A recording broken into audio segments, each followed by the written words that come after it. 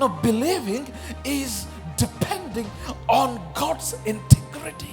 As it is in heaven, let your will be done on earth as it is in heaven. పరలోకమందు నీ చిత్తం ఏంటంటే వంగిపోయినది కాదు. పరలోకమందు నీ చిత్తం ఏంటంటే పెళ్ళై విడాకులు వచ్చేసింది కాదు. పరలోకమందు నీ చిత్తం ఏంటంటే పెళ్లి చేసుకొని తన్నులు తింటాం కాదు. పరలోకమందు నీ చిత్తం ఏంటంటే ఏడ్చే చిత్తము కాదు. పరలోకమందు నీ చిత్తం ఏంటంటే ఉద్యోగంలో అటు ఇటు పరిగెత్తే చిత్తము. పరలోకమందు నీ చిత్తం ఏంటంటే నువ్వు సంపూర్ణత కలిగి, నువ్వు ఆశీర్వదించబడి, నువ్వు వృద్ధి కలిగి, నువ్వు ధనవంతుడివై, ఆరోగ్యము కలిగి, నువ్వు సంపూర్ణమైన సమృద్ధిలో బ్రతుకుట పరలోకమందు నీ గురించి కలిగిన చిత్తమై ఉన్నది.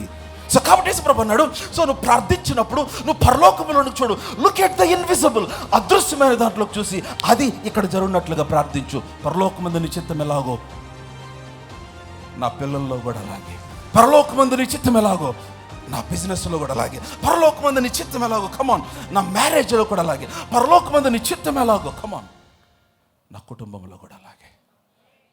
Hebrews chapter 12 verse 17, హెబ్రీయులకు రాసిన పత్రిక 12వ అధ్యాయం 17వ వచనము. ఏశావు ఆ తరువాత ఆశీర్వాదము పొందగోరి కన్నీళ్లు విడుచుచు దాని కోసరము శ్రద్ధతో వెతికాడు. చూసారా ఎలా వెతికాడు చెప్పండి? శ్రద్ధతోనే. ఎలాగ వెతికాడు చెప్పాలి. మీ బైబిల్లో ఏమనుంది? కన్నీళ్లు విడుచుచు వెతికాడు. He sought after it through tears. అంటే ఇప్పుడు ఏశావు దీవెనను కోల్పోయాడు. ఇప్పుడు ఏశావు ఆ ఆశీర్వాదమును పొందగోరి కన్నీళ్లు విడిచుచు through emotions and through sentiment, ఉద్రేక భావములను వినియోగించి కన్నీళ్లు విడిచుచు దానికోసరము శ్రద్ధతో వెతికినను మారు మనస్సు పొందని అవకాశము దొరకక విసర్జింపబడినని మీరు ఎరుగుదురు. No he tried through tears but he could not receive it. నా మాట వింటున్నట్లయితే ఆమె చెప్పండి. కన్నీటి ద్వారా పొందుకోవాలని ప్రయత్నించాడు కానీ దొరకలేదు. కన్నీరు కార్చి నౌ లిసన్ టు మీ. చాలామందికి కన్నీటి గురించి వ్యతిరేకంగా మాట్లాడితే ఇష్టపడింది. నేను కన్నీరు గురించి వ్యతిరేకంగా మాట్లాడలేదు. అక్కడ కన్నీరు కంటే కూడా అతనిలోనికి కావాల్సింది ఏంటంటే మారు మనస్సు కావాలి. నో రిపెంటెన్స్ అంటే మెటానోయా అంటే చేంజ్ ఆఫ్ మైండ్. నీ మనస్సు మార్చబడాలి. It's not about change of emotions. నీ ఉద్రేకములు మార్చబడటం కాదు, నీ మనస్సు మార్చబడాలి. ఎలాగ మార్చబడాలి? దేవుని వాక్యము ద్వారా నీ మనస్సు మార్చబడాలి. దేవుని యందు విశ్వసించుట ద్వారా నీ మనస్సు మార్చబడాలి. కమ్ ఆన్, హల్లెలూయా. నా మాట అర్థమవుతుందా? చాలామంది ఏం చేస్తారంటే వారు కన్నీరు కార్చి దేవునిని వారికి ఇష్టమైనట్టుగా మలుచుకోవచ్చు అనుకుంటారు. కన్నీరు కార్చి వారు కోరినది సంపాదించుకోవచ్చు అనుకుంటారు. అతడు కన్నీటితో వెతికినను, కన్నీటితో శ్రద్ధగా వెతికినను మారు మనసు పొంద అవకాశము దొరకలేదు. No, faith has nothing to do with your emotions. విశ్వాసమునకు ఉద్రేకమునకు సంబంధం లేదు. నువ్వు మారు మనసు పొందిన తర్వాత ఏడు పర్వాలేదు, కానీ ఏడుపు మారు మనసు కాదు. మారు మనసే ఏడుపే. హల్లెలూయా. మీరు బాగా ఏడుస్తే ఏడ్చారన్న తృప్తి మీకు కలుగుతుంది, కానీ మారు మనసు పొందకపోతే మీలో మార్పు లేదు. చాలామంది ఏడ్చుటే మారు మనసు అనుకుంటారు. ఎంత ఎక్కువ ఏడిస్తే అంత ఓకే. చాలామంది వారు చేసిన పాపమును బట్టి వారికి కలిగిన దుఃఖం అవ్వచ్చు. కొన్నిసార్లు పరిశుద్ధాత్మ సన్నిధి చేత వారు ఆవరించబడి హృదయములు ఒప్పించబడటం ద్వారా వారిలో ఆత్మ సంబంధమైన దుఃఖము కలగచ్చు. కన్నీరు కార్చు దానికి నేను వ్యతిరేకన కాదు, కానీ నీ నీ నీ నీ రిపెంటెన్స్ అంతా కూడా దేవుని ఎదురు నుంచి పొందుకునేదంతా కూడా it's not limited to tears. అది కన్నీటికి మాత్రమే పరిమితం అవ్వలేదు. దేవుని ఎదురు నుంచి నువ్వు పొందుకొనవలసింది విశ్వాసము ద్వారానే పొందుకోవాలి. యోహాను సువార్త 11వ అధ్యాయం అంతా కూడా ఈ ఈ ఈ డిస్కషన్ అంతా ఉంటుంది. ఈ సంఘటనలని యేసుప్రభు బేతనీకి రావటం, ఆయనకి కబురు పెట్టడం, ఆయన వస్తే మార్త ఆయన మీద అరవటం, వారందరూ ఏడవటం, ఆ సమాధి ఎక్కడుందని యేసుప్రభు అడగటం, అక్కడికి వెళ్ళటం, ఆ రాయి తొలగించమని చెప్పటం, లాజరు బయటికి రా అని చెప్పటం, చనిపోయిన లాజరు 4 రోజుల తర్వాత యేసుప్రభు వారు పిలవగా బయటికి రావటం, ఇవన్నీ బాగా జరిగినాయి. కానీ 12వ అధ్యాయానికి వచ్చేసరికి now we find why did Jesus brought Lazarus back to life. ఇప్పుడు 12వ అధ్యాయానికి వచ్చేసే నేను 9వ వచనం బాగా గమనించండి. యోహాను సువార్త 12వ అధ్యాయము 9వ వచనము. కాబట్టి యూదులలో 12వ అధ్యాయం 12వ వచనం చదువుదాం. 9వ వచనం. కాబట్టి యూదులలో సామాన్య జనులు ఆయన అక్కడ ఉన్నాడని తెలుసుకొని యేసును చూచుటకు మాత్రమే కాక మృతులలో నుండి ఆయన లేపిన లాజరును కూడా లాజరును కూడా చూడవచ్చిరి. హల్లెలూయా. కొంచెం బిగ్గరగా హల్లెలూయా చెప్పండి. ఈ సామాన్య జనులు ఎందుకు వచ్చారు? యేసుప్రభు అక్కడ ఉన్నాడని విన్నారు, కానీ విని యేసును మాత్రమే కాక లాజరును కూడా చూడటానికి వచ్చారు. కమ్ ఆన్, హల్లెలూయా. నీకు ఎందుకు అద్భుతం చేస్తున్నాడంటే నీకు అద్భుతము చేయాలని కాదు, నీకు అద్భుతము చేసి అనేకులు ఎదుట నిలబెట్టాలని ఆయన చేస్తూ ఉన్నాడు. నీకెందుకు అద్భుతం చేస్తున్నాడంటే నీకు జరిగించిన అద్భుతమును అనేకులకు చూపించి అనేకుల విశ్వాసమును రేపటి కొరకు ఆయన అద్భుతము చేస్తూ ఉన్నాడు. హల్లెలూయా. నీకు ఎందుకు అద్భుతం చేస్తున్నాడంటే నీకు కేవలం అద్భుతము చేద్దామని కాదు, నీకు అద్భుతము చేసి అనేకులకు దీవెనగా మార్చాలని ఆయన నీకు అద్భుతము చేస్తూ ఉన్నాడు. హల్లెలూయా. ఎందుకు లాజరును బ్రతికించాలి? ఎందుకు ప్రభు అంత కష్టపడుతున్నావు? మరలా చనిపోతాడు కదా, ఒకవేళ నువ్వు లేపకపోయినా అంత్యదినమున తిరిగి లేస్తాడు కదా, ఇప్పుడు నువ్వు లేపిన కొంతకాలానికి వయసు వచ్చిన తర్వాత చనిపోతాడు కదా. Why do you have to raise Lazarus? No, listen to me. I'm not doing this miracle just to do the miracle. నేను అద్భుతము చేయటం కొరకు అద్భుతము చేయటం లేదు. నేను ఎందుకు అద్భుతము చేస్తున్నానంటే లాజరును చూచి అనేకుల విశ్వాసమును రేపటి కొరకు నేను చేస్తూ ఉన్నాను. హల్లెలూయా. నా మాటలు అర్థమవుతున్నాయా? ఇప్పుడు అదే వచనం గమనించండి, మరలా 9వ వచనం గమనించండి. కాబట్టి యూదులలో సామాన్య జనులు ఆయన అక్కడ ఉన్నాడని తెలుసుకొని యేసును చూచుటకు మాత్రమే గాక మృతులలో నుండి ఆయన లేపిన లాజరును కూడా చూడవచ్చిరి. హల్లెలూయా. వర్స్ 10 10వ వచనం బాగా గమనించండి. అతనిని బట్టి యూదులలో అనేకులు తమ వారిని విడిచి యేసునందు విశ్వాసముంచిరి. హల్లెలూయా. నా మాట అర్థమైందా లేదా? కమాన్, అర్థమైందా లేదా? మీ కుటుంబీకులలో, మీ రక్త సంబంధికులలో, మీ ముందు తరములో కానీ మీ చుట్టుప్రక్కల బంధువులలో కానీ ఎవరికి చేయని అద్భుతం, ఎవరికి జరగని కార్యం దేవుడు నీకెందుకు చేస్తున్నాడంటే నీ ద్వారా అనేకులు ఆయన ఎద్దుకు రావటానికి, నీ ద్వారా ఆయన మహిమ కనుపరచబడటానికి, నీ ద్వారా ఆయన నామం ఘనపరచబడటానికి. కమ్ ఆన్, హల్లెలూయా. అతనిని బట్టి అందరు చెప్పండి, అతనిని బట్టి ఏమైంది? యూదులలో అనేకులు తమ వారిని విడిచి యేసు నందు విశ్వాసముంచిరి. లాజరు నిన్ను బ్రతికించింది నీ కోసము కాదు, లాజరు నీకు అద్భుతము చేసేది నీ కోసము కాదు. నిన్ను ఎందుకు నీకు అద్భుతము చేశానంటే, ఎందుకు సమాధిలోంచి బయటకు తీసుకొని వచ్చానంటే నీ కోసము కాదు, నీ ద్వారా అనేకులను దర్శించటానికి, నీ ద్వారా అనేకులను దీవించటానికి, నీ ద్వారా అనేకులకు కార్యము చేయటానికి. ఆ రోజున అనేకులు అతనిని బట్టి దేవుని యొద్దకు వచ్చారు, వారి విశ్వాసము పురికొల్పబడింది. That's the reason God wants to do a miracle in your life. That's the reason God wants to do a mighty thing for you. నీ కొరకు అందుకే దేవుడు పని చేద్దాం అనుకున్నాడు. కానీ ఈరోజు విచారము విశ్వాసులు అద్భుతమును పొందిన తర్వాత, వారు మిరకల్ పొందిన తర్వాత, దేవుని యొక్క కార్యమును పొందిన తర్వాత దేవుని కూడా విడిచి, మందిరమును విడిచి, ఆయన సన్నిధిని నిర్లక్ష్యం చేసి, మునుపు ఉన్నంత తీవ్రత లేక, మునుపు ఉన్నంత ప్రార్థన అనుభవం లేక, మునుపు ఉన్నంత వాక్య సహవాసం లేక, వారికి తెలియకుండానే వారు దేవునికి దూరం అయిపోతూ ఉండటం విషాదం ఈ రోజున.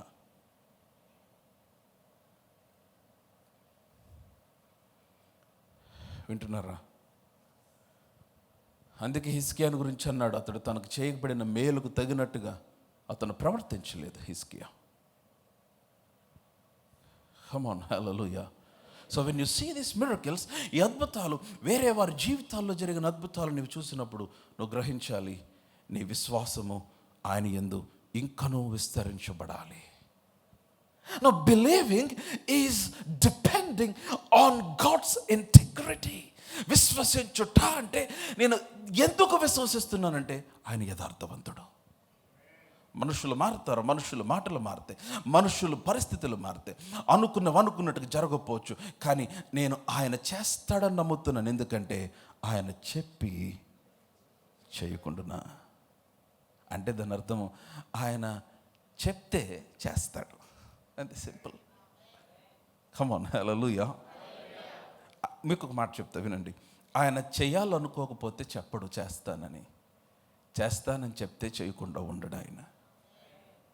ఆయన చెప్పి చేయకుండా ఏమనుంది చూడండి. ఇప్పుడు చెప్పి చేయకుండా ఆయన మాట ఇచ్చి స్థాపింపకుండా, ఆయన మాట ఇచ్చి స్థాపింపకుండా, గిమికేజవి ఆయన చెప్పి చేయకుండా, ఆయన మాట ఇచ్చి స్థాపింపకుండా. If he has given your word, believer, విశ్వాసి వినాలి. ఇక్కడ ఎవరైనా విశ్వాసులు ఉన్నారా? చెప్పండి నేను విశ్వాసిని అని చెప్పండి. I'm a believer. Come on, shout it loud. I am a believer. Shout it as you mean it. I am a believer. అంతే. నీవు హాస్పిటల్కి వెళ్తే నీతో విశ్వాసం లోపలికి నడవాలి. నువ్వు ఆఫీసులోకి వెళ్తే నీతో విశ్వాసం లోపలికి నడవాలి. నువ్వు ఇంట్లోకి వెళ్తే నీతో విశ్వాసం లోపలికి నడవాలి. నువ్వు కలిసిన ప్రతి ఒక్కరిలో విశ్వాసము వృద్ధి చెందాలి. కమ్ ఆన్, హల్లెలూయా. నువ్వు విశ్వాసగా ఉండటానికి దేవుడు నిర్ణయించాడు. నువ్వు విశ్వసించుతూనే బ్రతకాలి నీవు. హల్లెలూయా. ఎందుకంటే నీతిమంతుడు కమ్ ఆన్ ఎలా జీవించాలి? అంతే సింపుల్. ఈరోజున మనందరం చేసే పని ఏంటంటే మనకు కనబడే దానికోసం ప్రార్థన చేస్తూ ఉంటాం, అంతేగా. నీ పరిస్థితి నీకు కనబడుతుంది, నీ ఛాలెంజ్ నీకు కనపడుతుంది, నీ ఎదుట ఉన్న ఉపద్రవం నీకు కనపడుతుంది, నువ్వు చూడాలనుకున్న ఆ అద్భుతం ఏ విషయంలో అయితే నీకు కనబడుతుంది. ఈరోజు మన సమస్య అంతా ఏంటంటే మనకు కనబడేదాన్ని all the time we are praying for what is visible, what we can see. మనం చూడగలిగిన మనకు కనబడుచున్న పరిస్థితుల కొరకు ప్రార్థన చేసిన. మీరు అర్థం చేసుకోవాల్సిన విషయం ఏంటంటే మీకు కనబడుచున్న పరిస్థితి అసలు పరిస్థితి కాదు. మీకు కనబడుచున్న పరిస్థితి ఎందుకు కనపడుతుందంటే మీకు కనబడుచున్న పరిస్థితి కనబడుచున్న పరిధిలో కాదు, అది కనబడని పరిధిలో ఉంది యాక్చువల్గా. ఆమేన్. హెబ్రీయులకు రాసిన పత్రిక 11వ అధ్యాయం 1వ వచనం. ఇందాక మనందరికి తెలిసిన వచనం. విశ్వాసం అనున్నది, కమాన్, విశ్వాసం అనున్నది ఏమన్నది? విశ్వాసం అనున్నది నిరీక్షింపబడు వాటి యొక్క నిజ స్వరూపము, అదృశ్యమైనది. కమాన్ చెప్పాలి, ఏంటిది? అదృశ్యమైనది. చెప్పాలి బిగ్గరగా. అదృశ్యమైనది ఉన్నది అనుటకు ఏమై ఉంది? అందరు చెప్పండి, రుజువు అని చెప్పండి. ఇంకా బిగ్గరగా చెప్పాలా? ఇంకా బిగ్గరగా చెప్పాలి. Now faith is the evidence. Wow, I like this. నీకు కనబడే దానికోసం విశ్వాసం అవసరంలా. హలో, మీరు చూడగలిగిన దానికోసం విశ్వాసం అవసరం లేదు. మీకు విశ్వాసం దేనికంటే మీకు కనబడని దాని కొరకు విశ్వాసం కావాలి. ఆమేన్. సో ఇప్పుడు ఆ మాట పట్టుకోండి. విశ్వాసం అనున్నది మరలా చదువుతున్నాను ఆ మాట. నేను ఏ మాట హైలైట్ చేస్తున్నా దాన్ని పట్టుకోండి. విశ్వాసం అనున్నది నిరీక్షింపబడు వాటి యొక్క నిజ స్వరూపము. వాట్ యూర్ హోపింగ్ ఫర్, నువ్వు దేని కొరకు ఎదురు చూస్తున్నావో దాని నిజ స్వరూపము. Come on, hallelujah. సో నీవు ఒక నౌ లిసన్ టు మీ. వింటున్నట్లయితే ఆమేన్ చెప్పండి. Come on, what is that you want to achieve in life? What is that you're hoping for?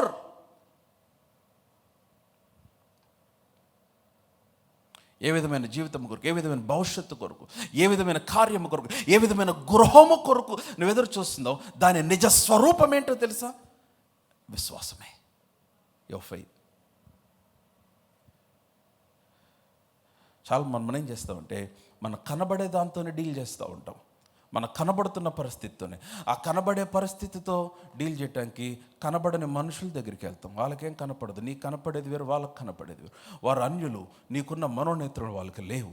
నీకు ఇవ్వబడిన భాగ్యం వారికి ఇవ్వబడలా, నీకు ఇవ్వబడిన దృష్టి వారికి ఇవ్వబడలా. వాళ్ళేం గుడ్డోళ్ళు. నా మాట అర్థం చేసుకోండి. నేను ఎవరినేమంటలేదు. నీవు చూడగలిగిన పరిధి వేరు, దేవుడు నీకు ఇచ్చిన యాక్సెస్ వేరు, దేవుడు నీకు చూపించే విధానం వేరు, వారికి కనపడేది వేరు. వారికి ఏం కనపడుతుంది? లోక సంబంధమైన కనిపిస్తుంది, లోక సంబంధమైన హైట్స్, లోక సంబంధమైన. ఏం చెప్తున్నాను? వారు ఎంత ఎత్తు చూడగలిగిన, వారు ఎంత ఉన్నతమైన చూడగలిగిన దానికంటే ఉన్నతమైనది దేవుడు నీకు చూపిస్తున్నాడు. కానీ మనం ఏం చేస్తామంటే దేవుని యొద్ద కాకుండా మనుషులు చేసే పని, విశ్వాసులు చేసే పని, దేవుని యొద్ద కాకుండా వారు మనుషుల యొద్దకు వెళ్ళి మనుషుల యొద్ద నుంచి ఏదో పొందుకోవడానికి ప్రయత్నం చేస్తారని చెప్తాను. విశ్వాసం అన్నది నిరీక్షింపబడే వాటి యొక్క నిజ స్వరూపము అదృశ్యమైనది ఉంది అనటానికి రుజువు. Come on, hallelujah. I believe somebody's faith is being stirred up this morning right now as I'm speaking. Hallelujah. ఏది అదృశ్యముగా ఉంది, ఏది ఇంకా నీకు కనపడలేదు, ఏది జరిగిద్దో లేదో అనుకుంటున్నావు, ఇంకా దానికి సంబంధించిన ఆనవాళ్ళు లేవు నీ దగ్గర, దానికి సంబంధించిన ఎవిడెన్స్ లేదు. కానీ నా దగ్గర ఒక ఎవిడెన్స్ ఉంది. వాక్యములో దేవుడు అంటున్నాడు విశ్వాసమే అది ఉంది అంటానికి రుజువై ఉంది అంటున్నాడు ఆయన. హల్లెలూయా. మరి ఆ విశ్వాసం ఉందా? Where is faith? అందుకనే యేసు ప్రభువు అన్నాడు, వేర్ ఇస్ యువర్ ఫెయిత్? నీ విశ్వాసం ఎక్కడా? శిష్యులను అడిగాడు. మీకు కనబడని దీవెన, మీకు కనబడని అద్భుతం, మీకు కనబడని బ్రేక్ త్రూ కూడా ఎక్కడుందంటే కనబడని పరిధిలో ఉంది. అది కనబడిన పరిధిలో నుంచే కనబడే పరిధిలోనికి కలుగుతుంది. ఓకే, ఇప్పుడు మీకు ఇది అర్థమవటానికి లూకా సువార్త 13వ అధ్యాయానికి వెళ్దాం. Luke's gospel chapter 13. యేసు ప్రభు వారు సినగోగ్కి వెళ్ళాడు. ఆయన భూమి మీద సంచరిస్తున్న దినాలలో ఆయన సినగోగ్కి వెళ్ళినప్పుడు అక్కడ 18 సంవత్సరములుగా నడువొంగిపోయిన స్త్రీని ఆయన చూచాడు. 8వ వచనం నుండి చదువుదాం. లూకా సువార్త 13వ అధ్యాయం 8వ వచనం. అయితే వాడు అయ్యా నేను దాని చుట్టూ త్రవ్వి ఎరువు వేయుటకు ఈ సంవత్సరం కూడా ఉండనిమ్ము. చదవమ్మా. అది ఫలించిన సరే లేని ఎడల నరికివేయుదునని అతనితో చెప్పిన. వర్స్ 10 10వ వచనం బాగా గమనించండి. విశ్రాంతి దినమున ఆయన ఒక సమాజ మందిరములో బోధించుచున్నప్పుడు 18 ఏండ్ల నుండి బలహీనపరుచు దయ్యము పట్టిన ఒక స్త్రీ అచ్చట ఉండెను. చెప్పాలి, ఏ దయ్యం అంట ఇది? అరే మీరేం ఫీల్ అవుదేమో అనుకోలేండి. దయ్యం గట్టి చెప్పండి. బలహీనపరుచు దయ్యం. ఎన్ని సంవత్సరాలు? 18 years. Not a joke. 18 సంవత్సరములుగా బలహీనపరచు దయ్యము పట్టిన ఒక స్త్రీ అచ్చట ఉండను. ఆమె నడుము వంగిపోయి, మీ బైబిల్లో ఉందా మాట? కమాన్, ఉందా లేదా? మీరందరూ బైబిల్ చూస్తున్నారు లేదంటే ఇక్కడ చూడండి. ఆమె నడుము వంగిపోయి ఎంత మాత్రమును నిలబడలేకుండెను. అంటే ఆమె వంగిపోయింది. She was bent. ఎంతకాలం నుంచి వంగిపోయింది ఇట్లాగా? చెప్పాలందరూ అమ్మ చెప్పండి, ఎంతకాలం నుంచి? 18 సంవత్సరాలు, 18 years. యేసు ప్రభు చూశాడు. చూసి ప్రాబ్లం నడుం కాదు, అక్కడ వంగిపోయింది నడుమే. హలో, వింటున్నారా? కానీ ప్రాబ్లం నడుం కాదు. అంటే కనబడుచున్నది సమస్య కాదు, కనబడుచున్న సమస్య యాక్చువల్గా సమస్య కాదు, కానీ కనబడనిది ఏదో ఉంది. కాబట్టి యేసు ప్రభు వెంటనే చూసి అన్నాడు, యేసు ఆమెను చూచి. అందరు చెప్పండి, యేసు ఆమెను చూచి. లేదు మీరు సరిగ్గా చెప్పలేదు, అందరు చెప్పలేదు. యేసు ఆమెను చూచి. ఇంకోసారి ట్రై చేద్దాం. యేసు ఆమెను చూచి రమ్మని పిలిచి, అమ్మ నీ బలహీనత నుండి విడుదల పొంది ఉన్నావు అన్నాడు. అదేంటి? హలో, మీ బైబిల్ చూడండి, అందుకని మీ బైబిల్ చూస్తే మీకు అర్థమైంది. మరలా చదువుదామా? 12వ వచనం అందరం కలిసి చదువుదామా? 1 2 3 గో. యేసు ఆమెను చూచి రమ్మని పిలిచి, అమ్మ నీ బలహీనత నుండి ఏం పొంది ఉన్నావు అన్నాడు. Woman you are loosed from your infirmity. అంటే ఇప్పుడు ఆమెను చూచి అన్నాడు, అమ్మ నీ బలహీనత నుంచి నడువొంగిపోయిన స్త్రీ, 18 సంవత్సరాలుగా దయ్యం పట్టిన స్త్రీ, నడువొంగిపోయి బలహీనపరచు దయ్యముతో బాధపడుతున్న స్త్రీ, ఆమెను చూసి అన్నాడు, అమ్మ నువ్వు విడుదల పొంది ఉన్నావు. అవునా? నాకు తెలియదే మరి ఆ విషయం. విడుదల పొందాను నేను. అంటే నాకు సమస్య లేదా? అంటే బాగా గమనించాలి, అక్కడ లూకా ఏమి చూస్తున్నాడంటే నడువొంగిపోయిన స్త్రీని చూస్తున్నాడు. యేసు ప్రభు ఏమి చూస్తున్నాడంటే ఆరోగ్యముగా ఉన్న స్త్రీని చూస్తూ ఉన్నాడు. కమ్ ఆన్, హల్లెలూయా. అంటే ఇది రాసింది ఎవరు చెప్పండి? లూకానే, నేను కాదు. వాళ్ళు గబుక్కుని మీరే అంటారేమోనని అందుకే చెప్పాలి. ఎవరు రాశారు ఇది? అందుకే నా సువార్త పేరేంటి? మాట్లాడండి అమ్మా.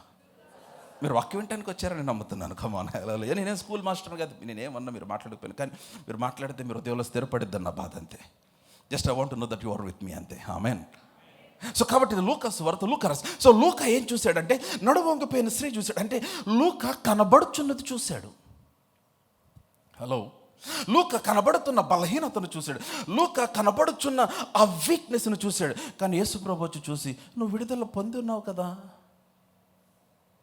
I don't see a bent woman. నేను వంగిపోయిన స్త్రీని చూడట్లా, నేను నిటారుగా నిలబడిన స్త్రీని చూస్తున్నా, బంధించబడిన స్త్రీని చూడట్లా, నేను నిలబడిన స్త్రీని. ఏదేంటి ప్రభా, నేను చూసేదేంటి, నువ్వు చూసేదేంటి? నువ్వు కనబడుచున్నది చూస్తున్నావు, నేను కనబడని అదృశ్య పరిధిలో చూస్తున్నాను. ఎందుకని? దృశ్యమైనది కనబడే దాంట్లో నుండి చేయబడలేదు, కనబడిన అదృశ్యమైన దాంట్లో నుండి చేయబడింది. Come on, hallelujah. సో నీకు సమస్య ఏంటంటే కనబడుచున్నది కాదు, సమస్య ఏంటంటే కనబడనిది. కాబట్టి ఇప్పుడు నువ్వు కనబడనిది నువ్వు చూడగలిగినట్లయితే, దాన్ని నువ్వు మాట్లాడగలిగినట్లయితే, కనబడినది దాని ద్వారా మార్చబడగలుగుతుంది. హల్లెలూయా.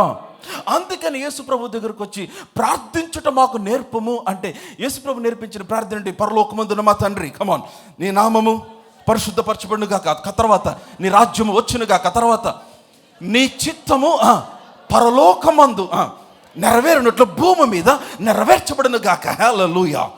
As it is in heaven, let your will be done on earth as it is in heaven. పరలోకమందు నీ చిత్తం ఏంటంటే వంగిపోయినది కాదు. పరలోకమందు నీ చిత్తం ఏంటంటే పెళ్ళై విడాకులు వచ్చేసింది కాదు. పరలోకమందు నీ చిత్తం ఏంటంటే పెళ్లి చేసుకొని తన్నులు తింటాం కాదు. పరలోకమందు నీ చిత్తం ఏంటంటే ఏడ్చే చిత్తము కాదు. పరలోకమందు నీ చిత్తం ఏంటంటే ఉద్యోగంలోకి అటు ఇటు పరిగెత్తే చిత్తము. పరలోకమందు నీ చిత్తం ఏంటంటే నువ్వు సంపూర్ణత కలిగి, నువ్వు ఆశీర్వదించబడి, నువ్వు వృద్ధి కలిగి, నువ్వు ధనవంతుడివై, ఆరోగ్యము కలిగి, నువ్వు సంపూర్ణమైన సమృద్ధిలో బ్రతుకుట పరలోకమందు నీ గురించి కలిగిన చిత్తం అయి ఉన్నది.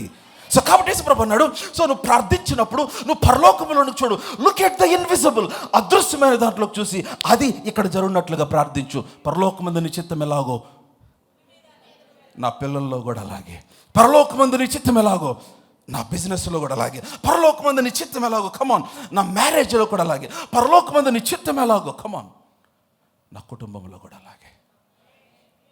Don't worry. కొంతమంది some people have might gone through divorce. don't worry, మేము లేవంట్లా. I don't know your condition, మీ పరిస్థితి నాకు తెలియదు. I don't know your battles, మీరు ఏ విధమైన ప్రతికూల పరిస్థితుల్లోకి వెళ్ళారు నాకు తెలియదు. But what I'm trying to say, దేవుని పరలోకమందు వాట్ గాడ్ ఈస్ సీయింగ్, అర్థమవుతుందా? కమ్ ఆన్, ఎలా హల్లెలూయా. సో ఇప్పుడు నా మై పాయింట్, నేను కొంచెం దాన్ని కొంచెం నేను వివరిస్తాను. ఇప్పుడు నేను ఎలా చూస్తాను, how can I see the invisible? అదృశ్యమైన చూడటం అంటే ఏంటంటే నీ హృదయం మందు విశ్వసించుట. What you believe in your heart. నా ఎదుట పరిస్థితి బాగలేదు, కానీ నేనేమి నమ్ముచున్నానంటే నేను వృద్ధిని నమ్ముచున్నాను, నేను స్వస్థత నమ్ముచున్నాను. సో కాబట్టి అక్కడ లేనిది నువ్వు నమ్ముచున్నావు అంటే, అక్కడ కనబడేది నువ్వు నమ్ముచున్నావు, అక్కడ దృశ్యముగా లేని అదృశ్యమైనది నువ్వు నమ్ముచున్నావు. కమాన్, నేను చెప్తున్నాను, నీ హృదయం ముందు విశ్వసిస్తూ ఉండు. నీవు త్వరలో, అతి త్వరలో నీవు విశ్వసించున్నది నీకు కనబడుచున్న దాన్ని అధిగమిస్తుంది. నేను మరలా చెప్తాను, మర్చిపోవద్దు. నువ్వు నమ్ముతూ ఉండు. Continue to believe. What you believe in your heart will dominate what you see with your eyes. What you believe in your heart will dominate what you see with your eyes. నేను మరలా చెప్తున్నాను, what you believe in your heart will dominate what you see with your eyes. నీ హృదయం మందు నమ్ముచున్నది నీ కంటికి కనబడుచున్న దాన్ని అధిగమిస్తుంది.